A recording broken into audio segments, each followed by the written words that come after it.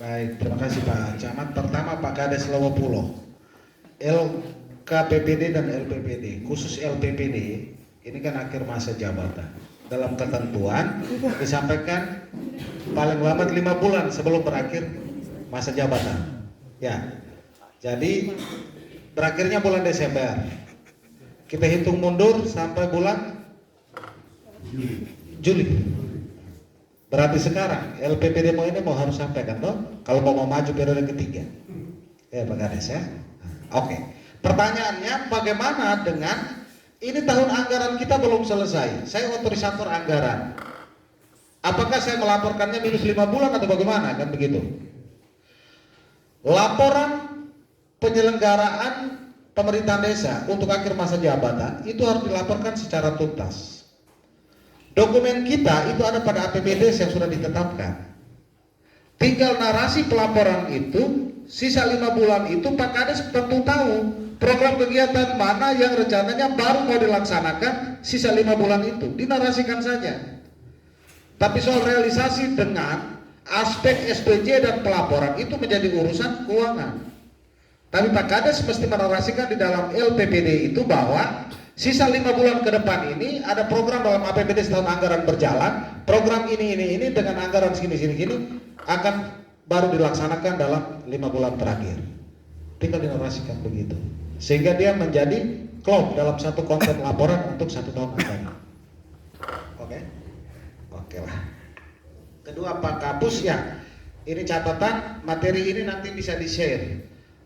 Nanti saya teruskan saja di WA-nya Pak Camat. Kita punya grup di wilayah, mungkin nanti tinggal diteruskan saja. Terus harapan supaya BPD harus netral dan mandiri. Ya, ini memang harapan positif yang harus menjadi perhatian kita. Bahwa tadi saya bilang ini rejimnya rejim Undang-Undang 6 tahun 2014, bukan rejim pemilu. Maka terhadap hal-hal seperti itu tentu saja ada masyarakat yang bisa secara diam-diam memberikan informasi ke tingkat kecamatan atau ke tingkat kabupaten. Nanti kita akan bangun koordinasi untuk klarifikasi lebih lanjut. Yang ketiga Pak Ketua BPD Sandosi, syarat umur hanya paling bawah, ambang batas atas tidak disebutkan. Pak Ketua BPD ya. Ya. Prinsip hadirnya hukum itu adalah datang untuk mengatur. Di dalam hal dia mengatur, dia memiliki sifat perintah, larang, dan sanksi. Terhadap perintah harus kita laksanakan. Kalau tidak laksanakan, artinya pelanggaran. Terhadap larangan tidak boleh buat. Kalau buat berarti melanggar, maka muncul artinya sanksi. Pertanyaannya, kalau yang tidak diatur, ya jawabannya boleh Pak. Jadi di bawahnya kita hanya sampai di 25 tahun, tapi di atasnya pekembang mata nanti terserah. Nah, maksudnya begitu, Pak Ketua BPD ya. Karena dia tidak mengatur, maka ya sampai usia berapa tahun pun boleh. Kita punya pengalaman dulu Pak almarhum Pak Wisok di Hinga. Kita pernah mengatur di perda kita itu ambang batas atas itu 60 tahun. Ketika itu Pak William Wisok almarhum ini sudah 61 tahun. Dia diinginkan masyarakat. Akhirnya dia terpilih. Setelah terpilih terjadi masalah. Kacau sudah di situ. Karena itu perda mengalami perubahan. Padahal kita berpikir bahwa kalau PNS saja, kalau sudah pensiun, itu di mata negara dia sudah tidak produktif, begitu. Apalagi kalau usianya sudah segitu. Tapi masyarakat punya mau, ya sudah. Sehingga ambang batas atasnya sudah tidak ditentukan. Ya. Nah, ampar dongka dia suka pilih, berpilih. Oke, Pak Ketua BPD ya, clear ya. Pak Ketua Panitia Bobi 3, soal pengajuan calon, ya. Saya coba memahami jalan pikirannya. Di dalam ketentuan itu satu orang berhak mengajukan hanya satu orang.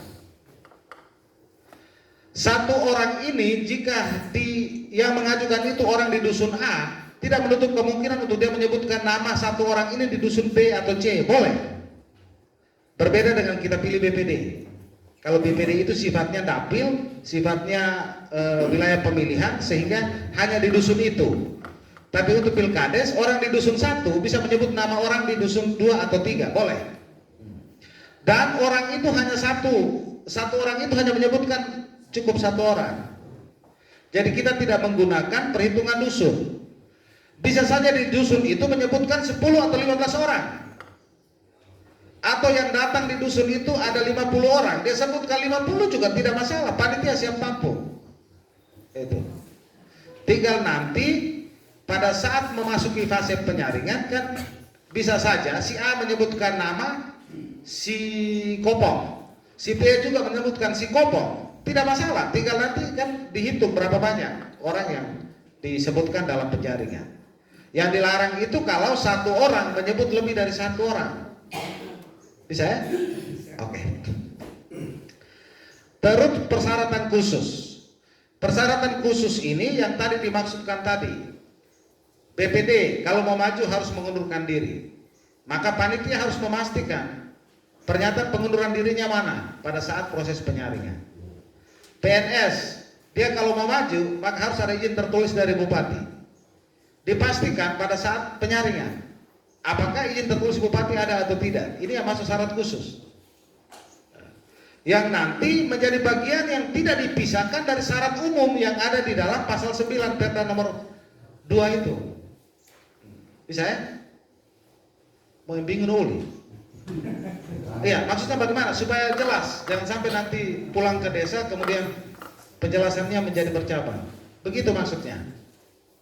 Jelas kayak? Bisa. Jadi syarat khusus ini dia tidak masuk dalam syarat umum yang diatur di dalam Perda, runutan syarat-syarat menjadi calon. Tapi syarat khusus tadi dia menjadi perintah Perda juga yang harus digenapi. Sehingga kita panitia ambil syarat khusus tadi, sandingkan dengan syarat umum untuk dilakukan penyaringan pada saat memasuki tahapan penyaringan. Oke?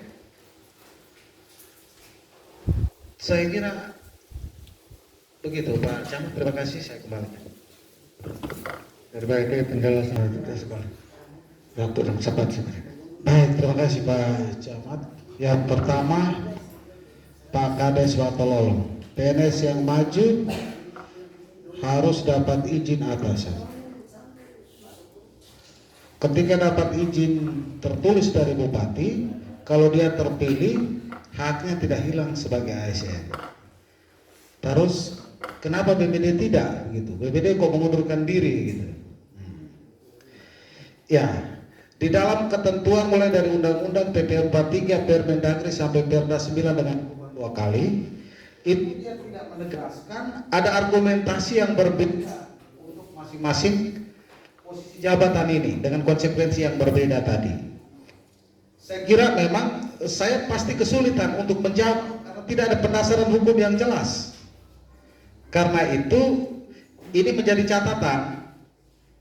Kebetulan saya masih di Dinas PMD yang bertalian dengan tuntutan adanya semacam diskriminasi terhadap jabatan-jabatan yang ada.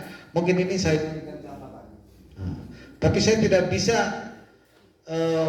membangun argumentasi seolah-olah saya adalah hukumnya, tidak bisa. Haram hukumnya bagi saya untuk bicara sesuatu tanpa ada dasar hukum yang jelas.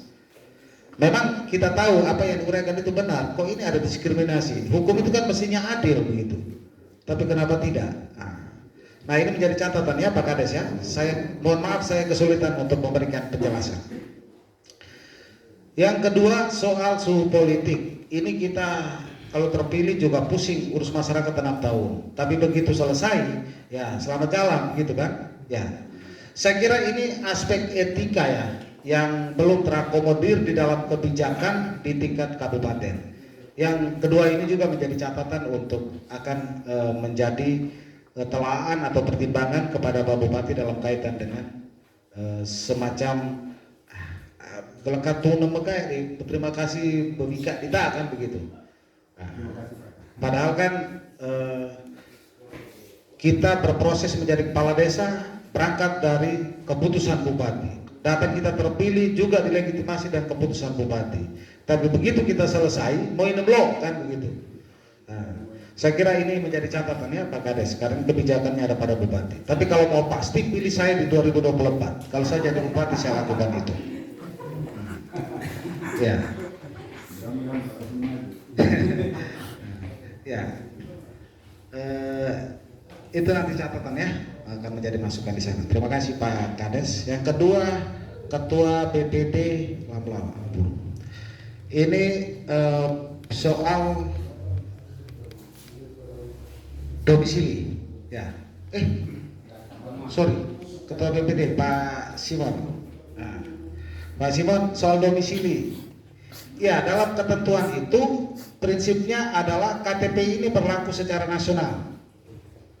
Karena KTP memiliki rezim pemberlakuan nasional, maka jangankan orang kita yang baru pulang merantau tadi malam, orang Jawa yang lagi pikul kasur jual dia mau calon boleh. Boleh. Toh nanti masyarakat yang memilih itu masa nak pilih mau Pulau Jawa dah ini kan tidak mungkin. Demikian pun lakukan yang sebenarnya dia berada di luar tapi mandato terus mau maju. Karena di dalam syarat khusus maupun syarat umum itu tidak menegaskan KTP itu harus di desa setempat. Itu dengan dihapusnya ketentuan minimal 6 bulan berada di desa yang bersangkutan di Perda 9 tahun 2014 itu dirubah ke Perda 2 tahun 2017. Dengan dihapusnya ketentuan itu maka berlaku bebas bagi siapa saja yang boleh mau maju jadi calon. Bisa ya Bang ya? Oke. Ketua Panitia Lamlau Ampuru. Ada model surat suara. Ya, mohon maaf tadi tidak sempat dipaparkan karena di file softnya itu tidak ada. Tapi memang kita punya contoh surat suara yang nanti akan di-share ya. Di file yang ada itu dia tidak apa. Tapi kita sudah punya surat suara, nanti baru di-share lebih lanjut ya. Nah, kita punya tahapan ke depan masih panjang, nanti akan disampaikan kemudian. Nah, kita punya contoh surat suara, itu ada foto calon, dan kalau yang tadi kasus ketika penetapan 2 orang terus satunya mengundurkan diri atau meninggal dunia, maka ada model surat suara yang foto calon itu di situ ada 2 kotak setuju dan tidak setuju. Demikian pun kalau yang secara normal nanti surat suara itu hanya ada foto calon, yang berada di dalam satu kotak. Di dalam kotak-kotak itu Pak Ketua Panitia yang menandatangani surat suara itu, supaya surat suara itu menjadi sah untuk dipergunakan. Nanti soal pencoblosan, varian pencoblosan itu tadi sudah disampaikan. Yang penting dia coblos di dalam kotak atau pas kena garis kotak. Ya, nanti ini menjadi catatan. Nanti kita share kemudian ya, Ampuru ya. Terus yang berikut soal sengketa. Kita kenal adanya sengketa proses dan sengketa hasil. Makanya tadi kita dari awal saya sampaikan, setiap tahapan terkait dengan sengketa proses, setiap tahapan itu diupayakan untuk harus diselesaikan sebelum masuk ke tahapan berikutnya, supaya dia jangan menjadi bumerang bagi tahapan berikut dan berikutnya setelah kita lewati. Artinya barang siapa yang mempersoalkan satu keadaan pada tahapan A, persoalan itu disampaikan di tahapan C, itu tidak bisa diterima. Tidak bisa diterima. Karena kita sudah lewati itu semua. Setiap tahapan itu sudah diberita acarakan. Jadi masyarakat pada saat sosialisasi harus diberitahu. Kalau mau protes karena pirora aneh-aneh. Tahapan ini kalau sudah lewat, itu nganganmu. Iya kan urusan ini bukan gulu. Jadi kalau mau harus konsentrasi benar masyarakat ini. Jangan nanti menguntungkan dia, merugikan baru ribut. Jadi terkait dengan sengketa proses, setiap proses harus dilalui tahapan penyelesaiannya. Supaya lebih praktis dan tidak menimbulkan persoalan ke depan, sebelum sengketa di tahap 1 itu belum selesai, jangan dulu masuk ke tahap berikutnya. Tolong dikoordinasikan dengan Pak Camat sebagai bagian dari panitia kabupaten sekaligus sebagai pelaksana kewenangan bupati di wilayah. Tolong diberitahu supaya ada kebijakan-kebijakan yang muncul untuk kepentingan penyelesaian sengketa di desa-desa tertentu.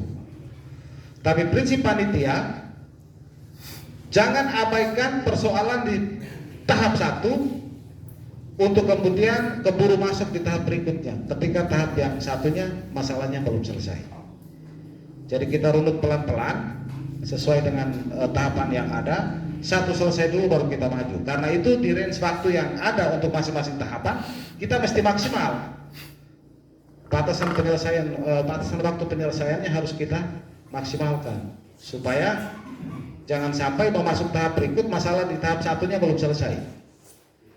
Kalau memang kondisi yang tidak bisa dielakkan bahwa kita sudah harus masuk di tahap berikutnya, tapi sengketa di tahap pertama itu belum selesai, tolong dikoordinasikan.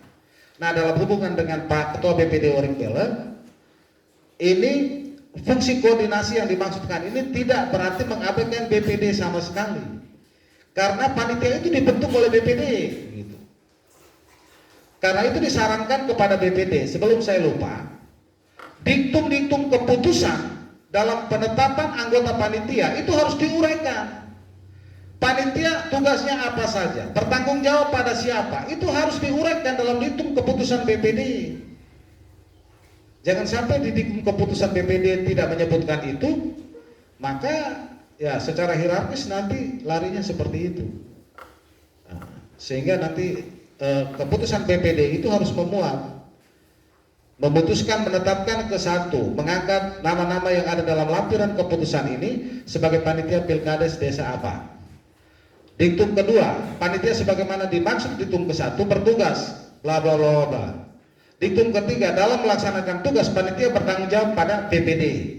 Yang begitu harus diuraikan. Supaya itu menjadi pegangan panitia di dalam melaksanakan tugas. Nah, yang berikut sengketa hasil. Sengketa hasil ini tentu saja hasil ini berkoneksi dengan pungut hitung surat suara.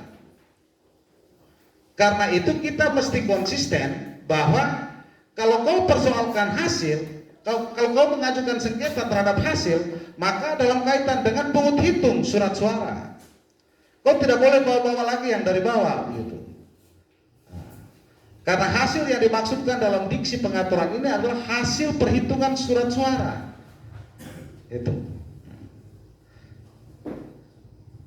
Sama halnya kalau di rejim pemilu, orang gugat di Mahkamah Konstitusi itu selisih perolehan. Makanya dalam syarat untuk sah tidaknya bisa ajukan gugatan ke Mahkamah Konstitusi (MK), itu selisih perolehan suaranya harus berapa persen baru boleh. Nah, karena itu dalam konteks hasil. Sementara sengketa yang terkait proses ya terkait tahapan yang kita lalui.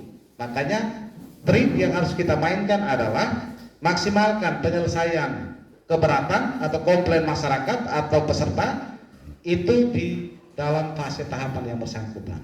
Kalau belum selesai, jangan dipaksakan lompat ke fase berikutnya. Jika mau dipaksakan atau tidak, koordinasi ke BPD, laporkan kepada BPD dan BPD harus bisa meneruskan itu dalam koordinasi kerja dengan camat sebagai pemerintah kabupaten yang ada di wilayah. Ini saya ampun ya. Oke. Terus Pak Ketua BPD Oringbelle, ASN guru kontrak, ini catatan menarik ini Kakak. Ini nanti menjadi bagian dari penegasan Pak Bupati, karena secara regulasi aspek normatif kita ini dia tidak mengatur. Jadi dia kembali menjadi kebijakan Bupati. Nanti ada beberapa poin yang mau ditegaskan melalui surat edaran Bupati itu termasuk guru kontrak yang bekerja di yayasan, atau juga guru kontrak atau pegawai kontrak daerah. Nah, ini nanti akan dipertegas karena dalam ketentuan ini hanya mengatur soal ASN. Ini menjadi catatan. Terus soal anggaran, ya petunjuk dari Bupati karena di ketentuan Permendes ya, juga dengan PMK 222 itu sudah mengatur prioritas penggunaan dana desa. Makanya tadi saya bilang kita memang ada di urusan pilkades, tapi dalam kaitan dengan uang desa kita tidak terlepas dari ketentuan-ketentuan lain yang mengatur tentang pengelolaan keuangan desa. Karena itu di dalam prioritas penggunaan dana desa itu dia tidak menyebutkan ada ruang bagi kepentingan memfasilitasi pilkades. Karena itu tadi saya sarankan di luar dana desa silakan disiasati apakah biaya operasionalnya ataukah dana bagi hasil pajak itu bisa dimanfaatkan. Tapi penekanannya kan ada pada pendapatan asli desa. Nah, detoir bahwa desa-desa kita ini mana ada desa yang memiliki potensi untuk mendongkrak pendapatan asli desanya. Sehingga ya nanti akan kami diskusikan lebih lanjut Pak Ketua BPD untuk terkait anggaran ini. Lalu perlakuan hukum antara Kades dan BPD ini nampaknya ada diskriminasi ya. Kalau Kades diberikan cuti, BPD mengundurkan diri. Ya, konteks cuti yang dimaksudkan di sini karena masih ada sisa waktu untuk dia harus mempertanggungjawabkan masa jabatan. Sehingga maksud diberikan cuti seperti itu. Bahwa kemudian nanti dia terpilih lagi itu soal kepercayaan masyarakat. Tapi karena pilkades kita berlangsung di saat dia belum menyelesaikan masa jabatan, maka dia memang harus diberikan cuti supaya hukum pertanggungjawaban masih mengikat dia. Dia tidak bisa diberhentikan karena di dalam perda juga, undang-undang juga sudah mengatur masa jabatan dia 6 tahun, Pak. Karena itu dia tidak boleh diberhentikan sebelum 6 tahun. Tapi karena dia maju lagi, maka dia diberikan cuti. Sementara bagi kepala desa yang sedang aktif tidak maju lagi, tidak diapa-apakan. Dia tetap menjabat sebagai kepala desa sampai bulan Desember. Bisa kan? Ya. Terus sekretaris panitia Barangkere. Ya, susunan RAP. RAP ini dalam kaitan dengan pemutakhiran data pemilih. Pemutakhiran data pemilih ini dalam hal memutakhirkan kita membutuhkan ATK, kita membutuhkan konsumsi, dan ini sudah tergambar. Nanti bisa dilihat kembali. Tinggal sekarang RAP yang dimaksudkan di sini adalah untuk kepentingan SPJ-nya harus diuraikan secara baik ada berapa real pengeluaran untuk itu. Terus melakukan pemutakhiran data ya sudah tadi. Persyaratan khusus. Apakah tugas panitia hanya menerima atau bisa melakukan pembuktian? Di dalam ketentuan tadi sudah disampaikan. Panitia memang harus memastikan bahwa syarat khusus ini harus dipenuhi oleh calon. Jika panitia masih ragu, lakukan penelitian. Jadi tidak hanya terima saja lalu lepas. Tapi kalau masih ragu, silakan. Contoh macam pengunduran diri oleh BPD. Tadi saya sudah sampaikan bahwa kalau BPD mau maju mengundurkan diri, bukan diberhentikan. Diksi diberhentikan dari BPD kan beda dengan pengunduran diri. Kalau diberhentikan maka kita butuh SK Bupati tentang pemberhentian. Tapi kalau pengunduran diri ini sikap sepihak, dia mundur gitu. Maka pembuktiannya hanya dengan pernyataan pengunduran diri oleh yang bersangkutan. Bisa ya? Oke, saya kira begitu Pak Camat, terima kasih. Terima kasih Pak Kabit. Panitia tidak dapat bakal calon pada saat penjaringannya. Ya, kita punya masa penjaringan itu kurang lebih 5 hari ya. Dimanfaatkan waktu untuk dilakukan penjaringan. Apabila kondisi terburuk tetap tidak ada, maka laporkan itu kepada BPD untuk seterusnya dibangun koordinasi dengan panitia. Dalam hal ini Pak Camat untuk kemudian ke Pak Bupati. Jika kondisi itu memang tetap tidak terdapat bakal calon, ya tentu saja pilkades tidak bisa jalan. Habis jalan mau pilih siapa kan begitu. Nah, begitu. Jika kondisi terburuk bahwa ternyata tidak ada satupun orang yang mau jadi kepala desa. Terus yang berikut, untuk BPD dalam hal memastikan kepada panitia bahwa calon incumbent itu sudah menyampaikan LKPPD atau tidak, itu melalui keterangan tertulis. Tentu saja BPD melakukan musyawarah dalam paripurnanya untuk melahirkan berita acara. Dari berita acara itu akan keluarlah keterangan tertulis yang disampaikan kepada panitia yang menegaskan bahwa yang bersangkutan belum menyampaikan LKPPD atau sudah. Jadi nanti tidak mungkin dia bicara lisan atau lewat WA atau telepon, tidak mungkin. Akan disampaikan melalui keterangan tertulis. Itu saja kah atau masih ada? Oh, ya. Dengan perubahan pengaturan dari Perda 9 ke Perda 2, itu membuka ruang bagi siapa saja di seluruh Indonesia, termasuk negara Asia dan internasional. Kalau pemahaman hukumnya tidak melarang siapa-siapa untuk boleh menjadi calon, tapi prinsipnya dia kan harus melalui mekanisme penjaringan. Jika dia baru pulang merantau, dalam hal penjaringan, kalau dia punya nama tidak disebutkan, toh dia tidak bisa masuk dalam kategori bakal calon yang kemudian disaring menjadi calon. Jadi tentu melalui proses, jadi bukan Bang Abiento terus bau pemilihan, tidak ada depilih kan, tidak. Kita kan melalui tahapan-tahapan yang ada. Bisa ya? Oke. Terus Pak Ketua BPD Waringbele, memang ini pembentukannya sebelum kita tanggal 11, tanggal 12 ditandatangani. tanggal 12. Pembentukan panitianya kapan ya? Berarti pembentukan panitia Waringbele itu terjadi masih dalam range waktu itu. Oke, mungkin arahannya terlambat atau oke. Nah, ini penegasan ini dalam hubungan dengan ketersediaan anggaran. Tapi tadi kalau sikap Pak Ketua BPD bahwa kita sudah terlanjur dengan 11, silakan saja jalan. Lalu kemudian disiasati kebijakan di tingkat desa untuk bisa menjawab kebutuhan-kebutuhan yang ada. Karena memang Perda kita itu membuka ruang sesuai jumlah penduduk mulai dari 9, 11, 13.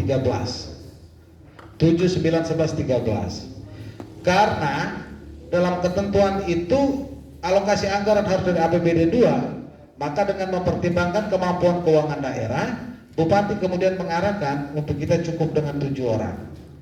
Tapi kalau sudah terlanjur di tingkat bawah seperti itu, ya tanggung jawab anggaran dari APBD 2 tidak bisa lagi disiasati untuk menyesuaikan kondisi terakhir.